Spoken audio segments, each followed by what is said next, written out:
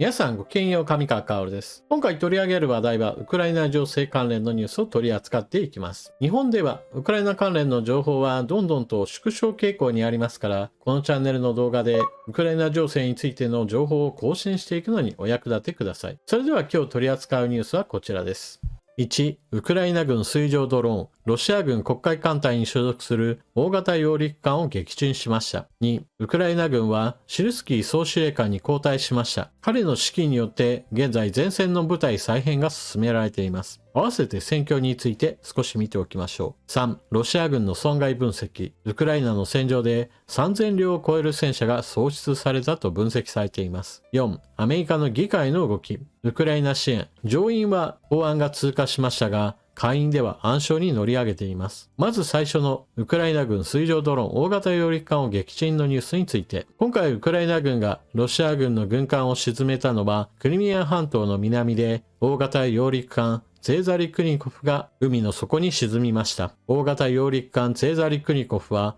満載排水量約4000トン、長さ112.5メートル、幅15メートル、乗員87名。今回の航行においては武器弾薬類などを輸送していたのではないかと言われていますが、積み荷の詳細については明らかにはなっていません。ロシア軍の軍艦を撃沈したことについては、前回はミサイル艇が排水量約500トンといったこともあり、今回の方がより大物を撃沈したことになります。今回攻撃に使用した水上ドローンマグラ V5 は航続距離が800キロあります。ただしこれはウクライナの港から出発した場合ではなく、ある程度船に積んだ状態で黒海を進出した上で離せば、クリミア半島の南側においてもウクライナ軍の攻撃が届くこととなります。ロシア軍の警戒が後ろに下がれば下がるほど、ウクライナ軍はこのドローンを船に積んだ状態でより前へと進むことで、さらに攻撃範囲を広げることができるようになります。こちらがウクライナが公表した大型揚陸艦に対する攻撃の戦闘シーンです。このような映像をウクライナ軍が公表してくれることによって、いわゆる戦果を水増ししているのではないかといった疑惑などを払拭することに役立っています。今回の攻撃においてもウクライナ軍のドローンが多用され、ロシア軍から銃撃を受けているようですが、それらをかいくぐって何隻かが船体に命中、大きな爆発を見せています。この爆発が水上ドローンそのものによる爆発なのか、それとも積み荷の弾薬類などに誘爆しているのかはちょっとわかりません。ただ結果としてウクライナ軍の攻撃によって船は転覆、その後海中へと沈みました。こちらが黒海艦隊の所属艦の状況です。お魚さんのマークがついているのが海の底に沈んで魚礁となっている船。現在のところ9隻が海の底に沈みました。また怒りのマークがついているものについてはウクライナ軍の攻撃を受けて損傷し港に留め置かれているかもしくは修復中のものを指しています。これを見るとまだまだ黒海艦隊の船は残ってはいるわけですが、現状でも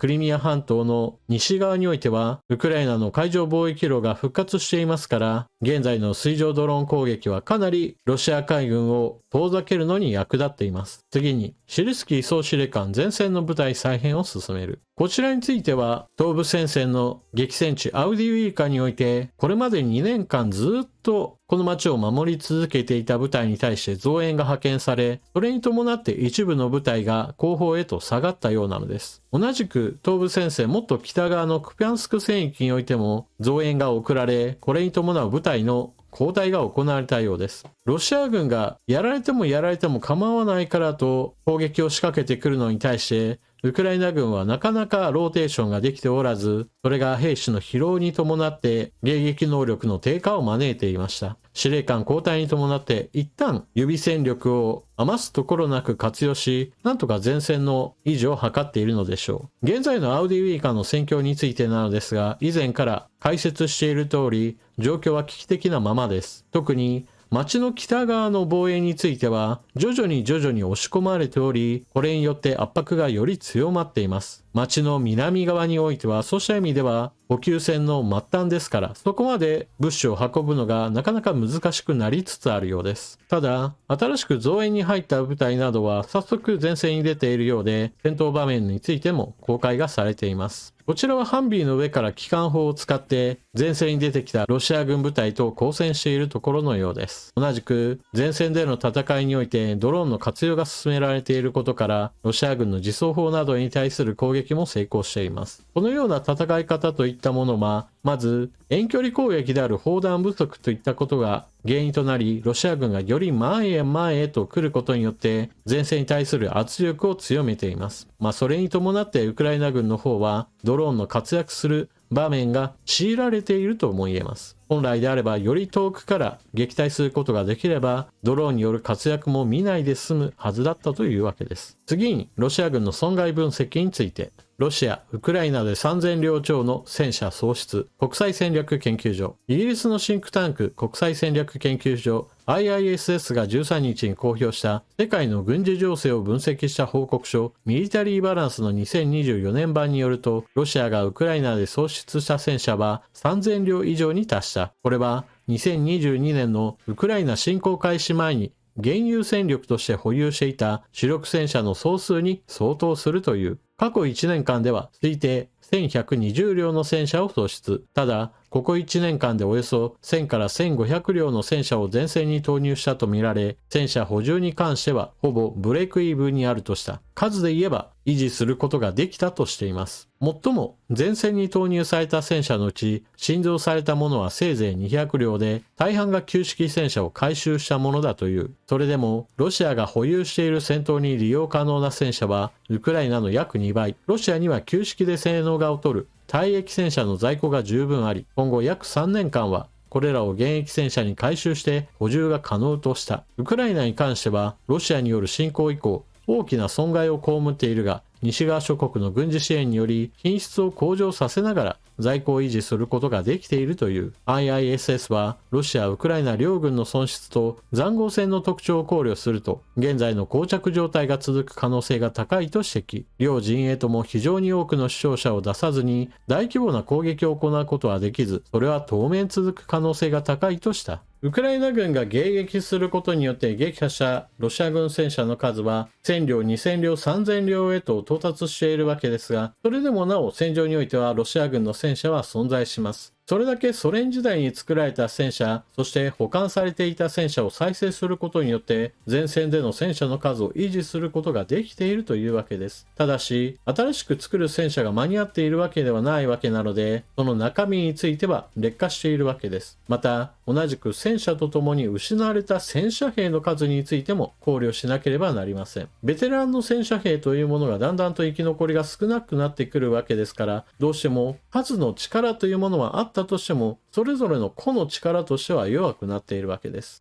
だからこそ、ロシア軍が東部戦線において大攻勢をかけたとしても、なかなか前へと進めない、じりじりとした膠着状態の中で数十メートル、数百メートル前進できましたよというのが一つ一つの戦いにおける結果として出ているわけです。そうした数十メートル、数百メートルの戦果であったとしても、それがずっと続くという状況だからこそ、東部戦線のアウディーイカは危険な状態へと陥っているわけです。ただしこの現状について言っても、アメリカからの支援がパッタリと止んだ現状においても、それだけ持ちこたえているというのは、それだけウクライナが粘り強く戦っていることの証拠だとも言えます。そして海における戦いにおいては、水上ドローンが有効になっていることが証明されつつあり、それだけにいかにしてこれからは陸上における戦いでロシア軍の進撃を食い止め、損害を与え続けるかにかかっています。そしてそのための鍵を握っているのがアメリカからの支援です。アメリカからの支援については止まっているという話をすでに行っていますが、その理由としてはバイデン政権が支援をやめたからではなく、議会において支援予算を共和党が阻止しているからです。ただし、この共和党が阻止していることに関しても、共和党議員全員が全員ウクライナ支援に反対しているわけではなく、主にはトランプ氏の影響を強く受けている人物たちが強硬に反対しているとされています。そのため上院の共和党議員たちは民主党議員たちと話し合った上で、ウクライナ支援の内容が詰まった法案について議会で採択を行いました。しかし、下院の方ではトランプ氏の影響を受けている議員が多いものなので、上院で共和党も賛成して可決されたものが、下院ではそもそも採択にすらかけられないかもしれないという状態になっています。このあたりが今のアメリカ政治の混乱ぶりを示しています。なお、トランプ氏自身はこのところほんの少しだけ発言の内容を変えています。それは、アメリカの対外支援について無償支援はやめよ。そして支援するのであれば、金貸しに専念しろという話をしています。無償支援というのは文字通り見返りを求めないものですから、お金を出せば出すほど失われていく形となります。一方においてトランプ氏が言っているのはそのような